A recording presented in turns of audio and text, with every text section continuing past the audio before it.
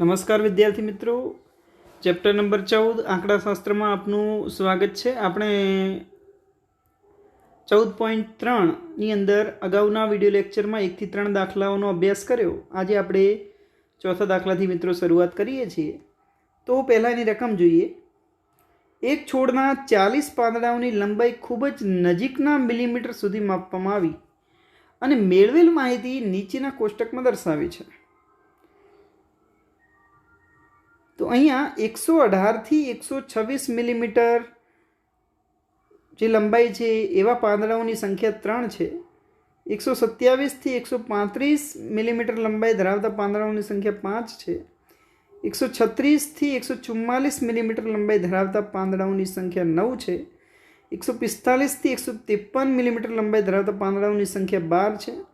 154 થી 162 મિલીમીટર લંબાઈ ધરાવતા પાંદડાઓની સંખ્યા 5 છે. 163 થી 171 મિલીમીટર લંબાઈ ધરાવતા પાંદડાઓની સંખ્યા 4 છે. અને 172 થી 180 મિલીમીટર લંબાઈ ધરાવતા પાંદડાઓની સંખ્યા 2 છે. તો અહીંયા આપણે મધ્યસ્થ લંબાઈ એની શોધવાની છે મિત્રો. હવે અહીંયા વર્ગ અંતરાલની વાત આવે. તમે જુઓ અહીં અસતત વર્ગ અંતરાલ આપેલો છે. જો અસતત વર્ગ અંતરાલ આપ્યો છે તો આપણે શું કરીશું? તો એને વર્ગ અંતરાલમાં ફેરવવા માટે 0.5 માઇનસ અહીંથી કરી દઈએ અને આ બાજુ 0.5 ઉમેરી દેવાના. એ જ પ્રમાણે અહીંયા માઇનસ 0.5 કરી દઈશું અને આ બાજુ પ્લસ 0.5 ઉમેરી દઈશું. એટલે તમે જુઓ કે આપણું જે નવું વર્ગ અંતરાલ બને છે એ કઈ રીતનું બને છે. તો અહીંયા 117.5 અને 126.5, અહીં 118 હતા એની જગ્યાએ 117.5 કર્યા, કેમ કે માઇનસ 0.5 ઓછા કર્યા.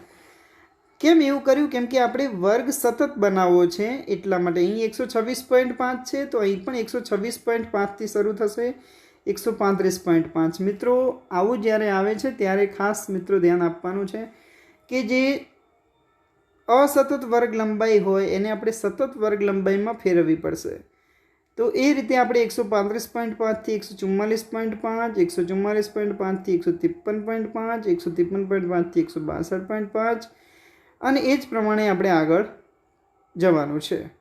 હવે પાંદડાઓની સંખ્યા એટલે કે આપણને આવૃત્તિ આપી છે 3, 5, 9, 12, 5, 4 અને 2.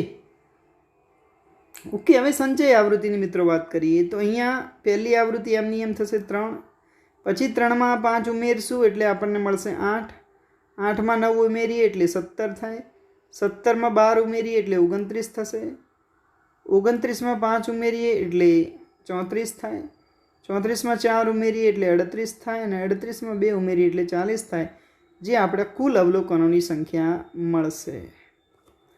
ઓકે, હવે મધ્યસ્થનું સૂત્ર શું છે?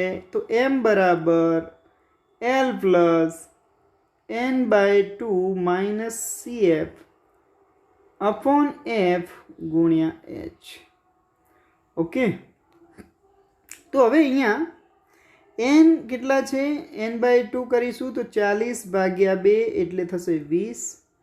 તો હવે સંચય આવૃત્તિ n/2ની જે કિંમત છે 20થી સહેજ ઉપર હોય એવી સંચય આવૃત્તિ પસંદ કરવાની. તો એ સંચય આવૃત્તિ કઈ થશે? 29. અને આ 29 જે વર્ગમાં આવતું હોય એ વર્ગ આપણો મધ્યસ્થ વર્ગ થાય. તો માટે મધ્યસ્થ વર્ગ બરાબર થશે 144.5 થી 153.5. માટે આપણને L મળશે 144.5, કેમ કે મધ્યસ્થ વર્ગની અધસીમા છે. આવૃત્તિની વાત કરીએ તો મધ્યસ્થ વર્ગની આવૃત્તિ આપણને મળશે 12, માટે f બરાબર આપણને 12 મળે છે. હવે cf એ શું છે? તો મધ્યસ્થ વર્ગની આગળના વર્ગની સંચય આવૃત્તિ. તો આ મધ્યસ્થ વર્ગની આગળનો વર્ગ એટલે આ અને એની સંચય આવૃત્તિ એટલે આ થશે 17. cf બરાબર આપણને મળે છે 17. તો હવે આપણે કિંમત મૂકીએ અને જવાબ લાવીએ. તો m બરાબર એલ પ્લસ એલ એટલે કે 144.5 પ્લસ n/2 n/2 એટલે આપણને મળશે 20 માઇનસ CF એટલે કે 17 n/2 minus CF upon F એટલે કે 12 ગુણ્યા H આપણને વર્ગ લંબાઈ કેટલી છે તો અહીં તમે જોઈ શકો છો 126.5 માંથી 117.5 તમે બાદ કરો 126.5 માઇનસ 117.5 કરીશું તો આપણને મળશે 9 બરાબર છે આપણે અહીંયા 9 એ વર્ગ લંબાઈ H થશે ઓકે તો હવે તમે જુઓ અહીંયા આપણે થશે 3 તરી 9 અને છેદમાં 3 ચોક 12 એટલે અહીંયાથી 3 અને 3 ઉડી જાય છે તો બરાબર 144.5 પ્લસ 20 માંથી 17 જાય તો 3 છેદમાં વધશે 4 અને અહીંયા પણ કેટલા વધે છે 3 બરાબર 144.5 પ્લસ 3 તરી 9 ના છેદમાં 4 હવે 9 ને આપણે જો 4 વડે ભાગીએ તો શું મળશે 4 દુ 8 1 વધે 0 મૂકીએ એટલે પોઈન્ટ આવશે ફરીથી 4 દુના 8 2 વધશે 0 મૂકીશું તો 4 પંચા 20 એટલે કેટલા થશે 2.25 બરાબર 144.5 પ્લસ 2.25 તો અહીંયા થશે 146.75 ઓકે આ તમારો જવાબ થશે અહીં કઈ રીતે સરવાળો કર્યો તમે જુઓ તો 144.5 પ્લસ 2.25 આવી રીતે અહીં કશું નહીં તો 0 મૂકી શકીએ એટલે અહીં 5 5 ને 2 7 પોઈન્ટની નીચે પોઈન્ટ મૂકવાનો હોય છે તો 146.75 આપણને મળે છે આપણું મધ્યસ્થ લંબાઈ ઓકે તો આ આપણો જવાબ થશે હવે દાખલા નંબર 4 આ રીતે આપણે જોઈ લીધો ખ્યાલ આવી ગયો હશે મિત્રો તમને એના પછી આપણે જોઈએ 5મો દાખલો નીચેનું કોષ્ટક 400 નિયોન ગોળાના આયુષ્યનું વિતરણ આપે છે તો આયુષ્ય કલાકોમાં આપ્યું છે 1500 થી 2000 કલાક જેનું આયુષ્ય હોય એવા ગોળાઓ 14 છે 2000 થી 2500 આયુષ્ય ધરાવતા હોય એવા ગોળાઓ 56 છે 2500 થી 3000 કલાક આયુષ્ય હોય એવા 60 ગોળા છે 3000 થી 3500 આયુષ્ય ધરાવતા હોય એવા 86 ગોળા છે અને 3500 થી 4000 આયુષ્ય ધરાવતા હોય 74 ગોળા છે 4000 થી 4500 કલાક આયુષ્ય ધરાવતા હોય 62 ગોળા છે અને 4500 થી 5000 આયુષ્ય ધરાવતા હોય એવા 48 ગોળા છે અહીંયા આપણે એનો મધ્યસ્થ શોધવાનો છે બરાબર તો અહીંયા ફરીથી તમને જો તો આપણે એક CF સંચય આવૃત્તિનું એક કોષ્ટક મધ્યસ્થ શોધતી વખતે વધારે બનાવવાનું છે તો પહેલી આવૃત્તિ એમની એમ થશે 14 પ્લસ 56 કરીશું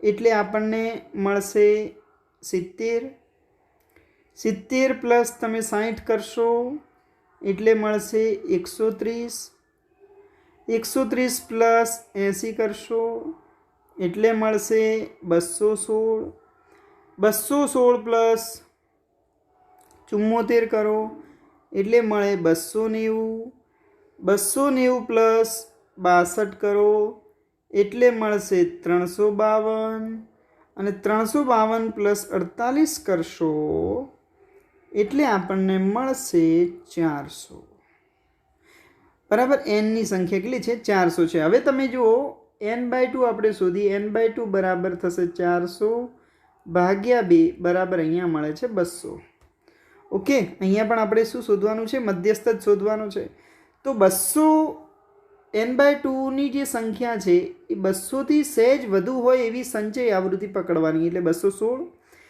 આ 216 જે વર્ગમાં હોય એ આપણો મધ્યસ્થ વર્ગ થાય એટલે આપણો મધ્યસ્થ વર્ગ આ થશે તો અહીંયા મધ્યસ્થ વર્ગ બરાબર 3000 થી 3500 અને માટે L બરાબર 3000 થશે અને અહીંયા મધ્યસ્થ વર્ગની આવૃત્તિ F બરાબર થશે 86 CF એટલે કે મધ્યસ્થ વર્ગની આગળનો વર્ગ એની સંચય આવૃત્તિ એટલે કે 130 અને H આપણને મળશે 500 બરાબર 2000 માંથી 1500 જાય એટલે 500 વધે હવે મિત્રો આપણે કિંમત મૂકીશું અને જવાબ લાવીશું.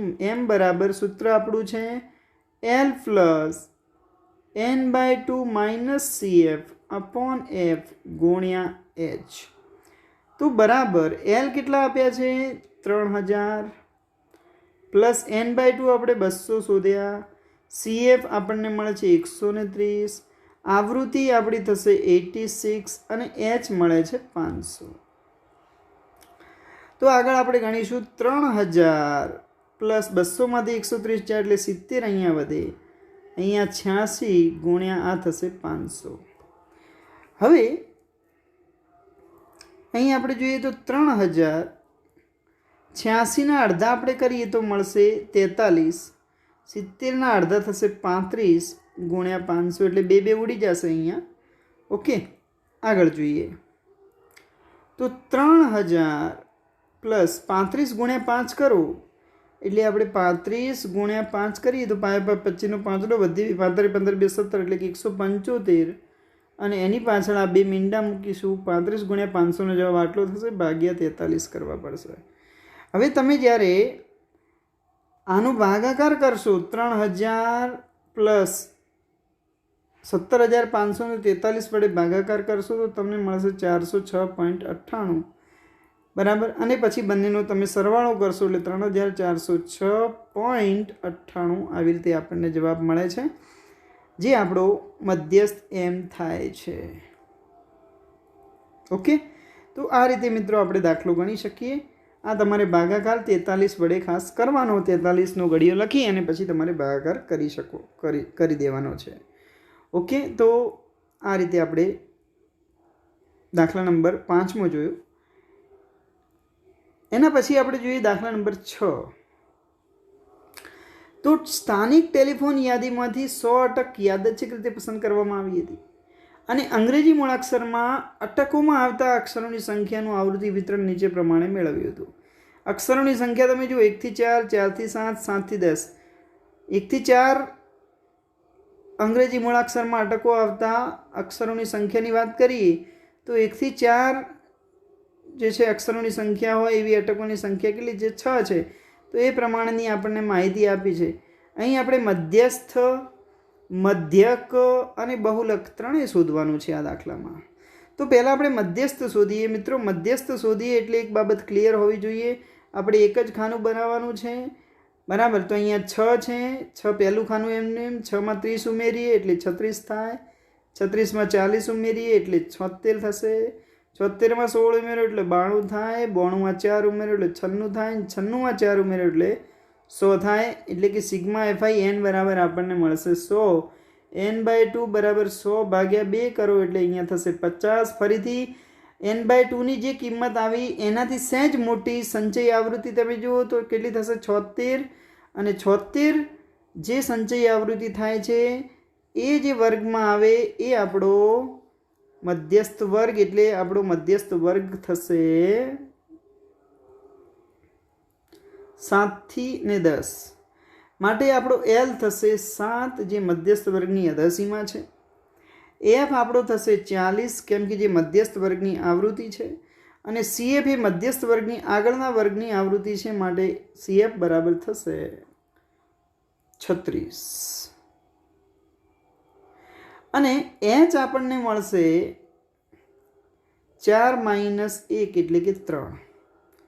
તો હવે આપણે કિંમત મૂકી દઈએ m બરાબર L plus n/2 minus CF upon F ગુણ્યા h માં બરાબર L એટલે આપણને મળ્યા છે 7 પ્લસ n/2 એટલે આપણે જે 50 છે માઇનસ CF એટલે આપણો 36, F એટલે કે 40 અને ગુણ્યા અહીંયા આપણને 3 મળે છે.